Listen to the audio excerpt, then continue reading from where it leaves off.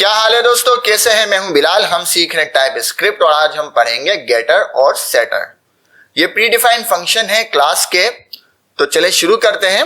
हम एक क्लास बनाते हैं टेस्ट के नाम से और इसमें एक प्राइवेट प्रॉपर्टी डिफाइन करते हैं। तो मैं पहले प्राइवेट लिख देता हूं और जो अंडरस्कोप है ये इंडिकेशन होता है कि ये प्रॉपर्टी प्राइवेट है। फिर मैंने प्रॉपर्टी का नाम लिख दिया और इसको एक वैल्यू असाइन कर देता हूं बिलाल। अब हम एक गेटर फंक्शन बनाते हैं, जैसे कि नाम से जाहिर है गेटर कुछ गेट करेगा, कुछ रिटर्न करेगा, कुछ ला कर देगा। तो इसका एक रिजर्व कीवर्ड है गेट, फिर उसका नाम। अब इसका नाम क्या है? नाम तो आप कुछ भी रख सकते हैं, बट कन्वेंशन है कि जिस प्रॉपर्टी के लिए गेटर बना रहे हैं उस प्रॉपर्टी का नाम रखें। तो हम नेम के लिए बना रहे हैं तो मैंने नेम का नाम रख दिया। फिर ये नॉर्मल फंक्शन है जिस तरह फंक्शन लिखते हैं और इसके अंदर मैं क्या करता हूं, रिटर्न करता हूं दिस डॉट नेम। ठीक है, ये हमने गेटर का फंक्शन बना दिया। चाहे तो इसकी रिटर्न टाइप आप दे सकते हैं स्ट्रिंग। ये हो गया एक गेटर फंक्शन। अब हम इसी तरह इसका सेट फंक्शन भी बनाते हैं। तो सेट के लिए क्या है, जाहिर है कुछ चीज सेट कर रहे हैं, कोई प्रॉपर्टी सेट कर रहे हैं और इसमें एक बड़ा डिफरेंस है, वो मैं भी आपको बताता हूं। तो इसका एक रिजर्व कीवर्ड है सेट।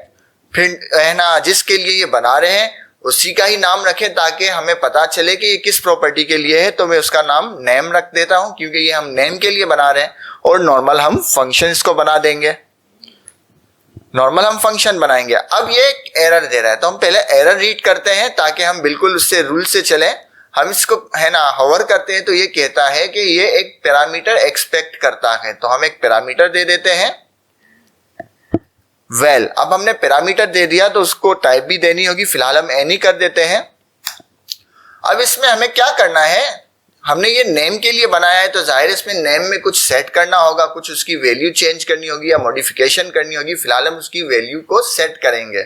तो हम कहते हैं this dot name is equal to, हमने यहाँ पे इसकी वैल्यू को चेंज कर दी। अब हमने यहाँ जो वैल्यू चेंज की है वो मैं ये कर देता हूं। ठीक है, वैसे तो हार्ड कोड किया था मैंने लेकिन ये अब डायनामिक हो गया। और चूंकि मुझे पता है ये स्ट्रिंग है तो मैं एनी को हटा के स्ट्रिंग कर देता हूं। ठीक है, ये हमने बना दिया सेटर का फंक्शन। अब इन दोनों में आप देखें एक मेजर डिफरेंस है जो अक्सर इंटरव्यूज में पूछा जाता है।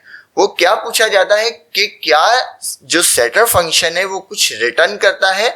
नहीं, सेटर फंक्शन कुछ रिटर्न नहीं करता, वो बस सिर्फ कुछ सेट करता है, कुछ मॉडिफाई करता है या कुछ फंक्शनलिटी परफॉर्म करता है, रिटर्न नहीं कर रहा। आप देख रहे हैं यहाँ पे रिटर्न नहीं कर रहे हम। इसके अगेंस्ट जो गेटर है वो मस्ट कुछ ना कुछ रिटर्न करेगा क्योंकि जैसे नाम से जाहिर है गेटर कोई चीज गेट कर रहे हैं। तो जब गेट आप उसी सूरत में करेंगे जब कुछ आपको रिटर्न हो रहा है। क्लियर है? अब इससे हम एक ऑब्जेक्ट बनाते हैं। लेट ऑब्जेक्ट का नाम दे दिया हमने ए, न्यू और टेस्ट। अब अगर हम कंसोल करें ए और यहां पे मैं डॉट प्रेस करूं तो देखें हमें सिर्फ एक ही प्रॉपर्टी शो हो रही है नेम, जबकि यहां पे हमने गेट का फंक्शन बनाया, सेट का फंक्शन बनाया और एक प्रॉपर्टी डिफाइन की है नेम की। चूंकि प्रॉपर्टी तो हमें समझ में आ रही है वो प्राइवेट है तो यहां पे नजर नहीं आएगी, बट सिर्फ नेम क्यों शो हो रहा है? ये दोनों नेम क्या एक ही फंक्शन है या दोनों अलग अलग है या फिर भी हमें एक ही शो हो रहा है जबकि हमने तो यहाँ पे दो फंक्शन लिखे। तो इसको हम समझते हैं क्योंकि ये बड़ी इंटरेस्टिंग और मजेदार चीज है।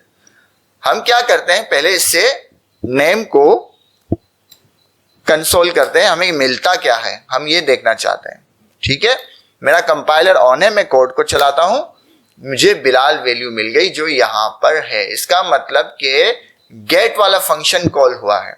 ठीक है, अब गेट वाला फंक्शन है, आपका सवाल पैदा ये हो रहा है कि ये तो फंक्शन है और हमने तो यहाँ पे पैरेंथेसिस लगाए नहीं क्योंकि ये एक प्री डिफाइंड फंक्शन है। तो ये कहते हैं कि आप इसको पैरेंथेसिस लगा के कॉल नहीं कर सकते, इसको आप इसी तरह से रखें तो ये कॉल हो जाएगा ऑटोमेटिकली। यहां तक क्लियर है? तो जब हमने कंसोल किया तो हमें बिलाल की वैल्यू मिली, इसका मतलब है कि हमें ये फंक्शन कॉल किया। क्लियर? अब हम सेटर फंक्शन को कॉल करेंगे। सेटर फंक्शन किस तरह कॉल होगा, हम लिखेंगे ए डॉट नेम, आप सोचेंगे गेटर फंक्शन है। जी हाँ, बिल्कुल ये गेटर फंक्शन है, बट अगर इसको हम वैल्यू असाइन कर देंगे तो ये एक सेटर फंक्शन बन जाएगा, क्योंकि दोनों के नाम सेम है। अगर नाम डिफरेंट होता तो फिर यहाँ पे मुझे नाम डिफरेंट लिखना पड़ता। फिलहाल नाम सेम है तो हमने उसे जब वैल्यू असाइन कर दी तो ये एक सेटर फंक्शन बन गया। अगर मैं इससे वैल्यू को डिलीट कर दूं तो ये गेटर फंक्शन होगा। ठीक है, हम सेव करते हैं और यहां पर दोबारा से गेटर फंक्शन को कॉल कर लेते हैं ताकि हमें बात समझ में आए। सेव करते हैं, अपना कोड चलाते हैं। देखिए, जब पहला गेटर फंक्शन फायर हुआ हमें वैल्यू मिल गई बिलाल। उसके बाद सेटर फंक्शन ने वैल्यू असाइन कर दी तहसीन, और जब उसके बाद गेटर फंक्शन फायर हुआ तो उसने वैल्यू हमें शो कर दी तहसीन की। क्लियर है? और बात यह समझने की यह है कि इस तरह से हम आर्गुमेंट पास नहीं करते। हम तो आर्गुमेंट पास करते हैं इस तरह से पैरेंथेसिस के अंदर, बट क्योंकि ये एक प्री डिफाइंड मेथड है तो वो कहता है कि आप मुझे इस तरह से ना कॉल कर सकते हो, ना इस तरह वैल्यू या आर्गुमेंट दे सकते हो।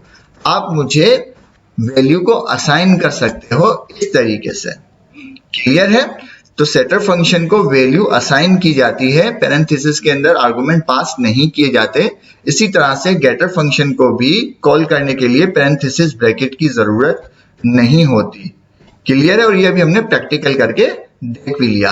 इसके साथ साथ गेटर फंक्शन मस्ट कुछ ना कुछ रिटर्न करेगा, लाइक वो उसकी रिटर्न करने की प्रॉपर्टीज होगी जिस प्रॉपर्टी के लिए वो बनाया गया है, और सेटर फंक्शन हमेशा उस प्रॉपर्टी को मॉडिफाई करेगा या वैल्यू को अपडेट करेगा या चेंज करेगा। यहां तक क्लियर है? आज की वीडियो के लिए इतना ही, मिलते हैं नेक्स्ट वीडियो में। अल्लाह हाफिज।